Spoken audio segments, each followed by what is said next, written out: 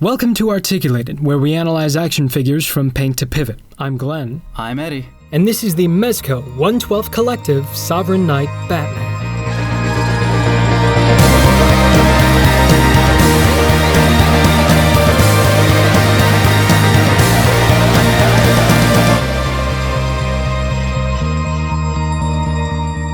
Batman, aka Bruce Wayne, was created by writer Bill Finger and artist Bob Kane in 1939's Detective Comic number 27. As a genius, billionaire, playboy, philanthropist, Bruce uses his peak human conditioning, masterful detecting skills, and immense wealth to beat the shit out of the poor and impoverished citizens of Gotham City on a nightly basis.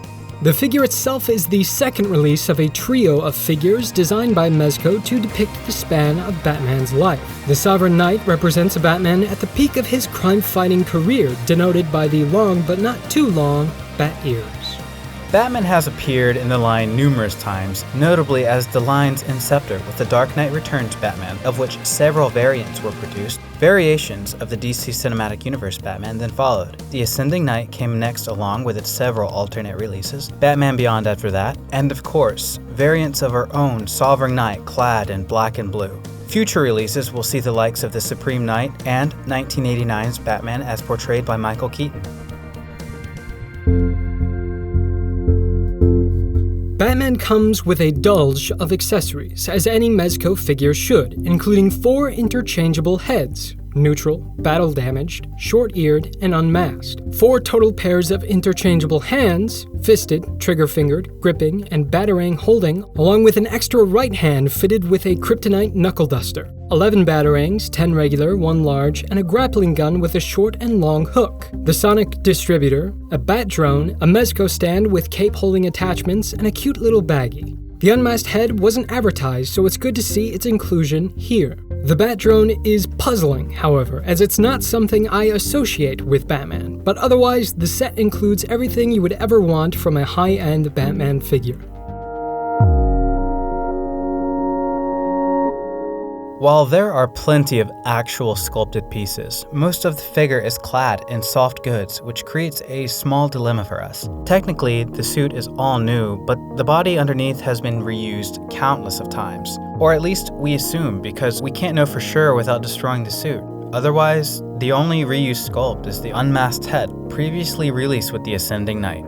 Before we get too far into it, the Dark Knight stands 6.5 inches tall, or 16.5 centimeters, to the top of his helmet. Add an extra 1/4 inch for the ears. He's a little over 6.5 heads tall when unmasked, and pretty much proportionally perfect. He looks great standing next to Superman and Joker, but a little out of scale for Marvel Legends' Bucky Cap or Mafek's Spider-Man, though certainly fudgeable in a display.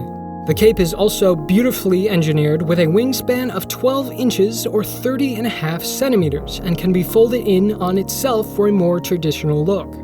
The suit itself has a mix of cross-thread pattern and rubbery streaks veneered on the fabric, which frame the large muscle groups. The underlying fabric looks like it could be patterned after Kevlar, but the patterns on top remind me more of tire tracks or diamond plate steel. The cape is then made from a thin, lightweight, and flexible layer of fabric, setting itself apart from both the texture of the suit and sculpted armor pieces. Speaking of which, the cowl, neck, bat symbol, bracers, belt, knee pads, and boots are all made from traditional plastic, along with all of the accessories, each receiving the Mezco flair. The sculpt gets a more military, armored look that does well to represent the mid-career era. The sculpt of the bat symbol is a little too chunky for our taste, as it's raised off the chest just a little too far. The raised floating knee pads are also perplexing, as it's never been an aspect of the comic batsuit design.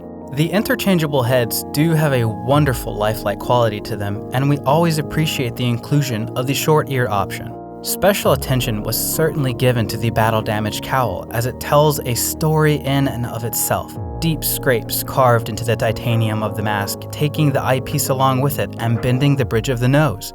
The floating pouch-based belt fits snug against the torso and comes equipped with the holster hidden underneath his cape. It fits both the grappling hook or sonic distributor, but the dish needs to be plugged into the side of the chamber to fit correctly. While the Bat drone looks like something Norman Osborn might use, the suit fits snugly and still gives the figure underneath some room to maneuver. With most of the body covered and armor disguising the joints, this figure is practically seamless. And with virtually all new pieces and perfect proportions, the sculpt can't earn anything more than a 10 out of 10. Of the 34-ish pieces that are visible on the figure, small batarangs not included, only about 14 are painted thanks in part to the lack of paint on all but one of the hands. It's not like they really need the paint, but there are a few places where the finish of the black is different, notably in the boots and at the end of the bracers. I think I would have liked to have seen some gloss on the hands to help differentiate what is armor and what is just padding underneath. Otherwise, the gun and Bat drone get silver detailing and a hint of gray dry brush for the subtle gunmetal look. The large batarang and utility belt also get black detailing. Of course, skin always looks great on Mezco figures because the flesh looks like it has pores. And a lighter color is used to pinken the lips. Eyes on the unmasked head are nice and glossy, but maybe could have used some artificial catch lights for an even more realistic feel. To differentiate itself from the previous release, they've added a bit of gray to the hair of the temples. Eyes on the cowl get a nice contrasting white, except of course for the battle-damaged head, whose open eye is bloodshot and bruised. Gashes in the cowl are painted in with silver, as if revealing the titanium underneath, and cuts are applied along the mouth and cheek. Truly beautiful work. The overall color scheme looks to take inspiration from a variety of sources. The early 80s saw a Batman with a dark gray bodysuit, which carried over into The Dark Knight Returns and eventually developed into the Batman Year One color scheme. It also looks quite a lot like Bruce Timm's design from both the new Batman Adventures and Justice League. With the short ear head, it especially reminds us of the original Batfleck costume. Though it's difficult to say if some pieces really needed that extra paint, it's impossible to deny what is there is magnificent, earning paint an 8 out of 10. It's hard to say for sure, but we think Batman has 32 points of articulation underneath his suit. That articulation is somewhat hindered by the fabric, unfortunately, especially any swiveling pieces. We'll be sure to point these out when they're the most apparent. The head attaches to the neck with a dumbbell joint, providing full range down, subpar up, and excellent tilt. They also make a satisfying popping sound whenever you switch heads. The upper chest connects to the lower via ball and socket, as does the lower to the crotch. Range forward being hindered by the skeleton itself, not so much the suit or belt. The arms attach to the torso via ball joint-based butterfly joints, allowing for super shrugging action but no real lateral movements forward or back. With fabric effectively acting as skin covering the sculpt, it seems like Mezco could sacrifice more aesthetically pleasing musculature for deeper range of motion. The shoulders themselves are hinged swivels with total 360 movement just without full rotation.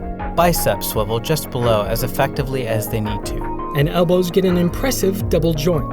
Hands attached to the arms via ball wrist, allowing them to hinge on any axis.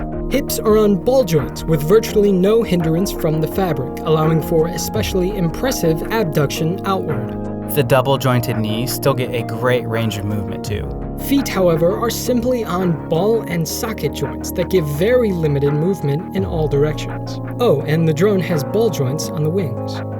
For figures that are almost completely covered in soft goods, Mezco does a pretty good job of preserving the range of motion. We'd like to see them improve their butterfly joint range and go back to the drawing board with the feet.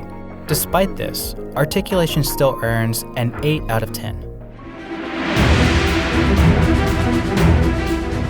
One would think an action figure line that predicates itself on soft goods and stylistic design would be too small of a niche in the competitive action figure market, but Mezco has truly cemented themselves as one of the best in the business. I swore to limit myself to the 6 core heroes and villains from Marvel and DC, just to curb my spending, but the temptation to expand grows stronger with every announcement. If I had the budget, I certainly would.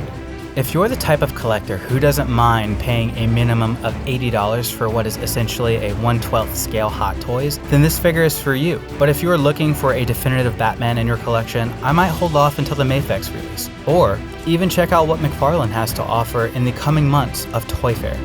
With its masterful integration of sculpt and soft goods, detail-oriented paint job, and a surprising range of motion, this Mezco Sovereign Knight Batman earns a 9 out of 10, and we are compelled to agree. Thanks for watching. If you enjoy our content and want to see more reviews from us, consider subscribing. Would you like us to cover more Mezco figures in the future? Let us know in the comments and give the video a like if you do. We really appreciate everyone's feedback. I'm Glenn. I'm Eddie. And this is Articulated.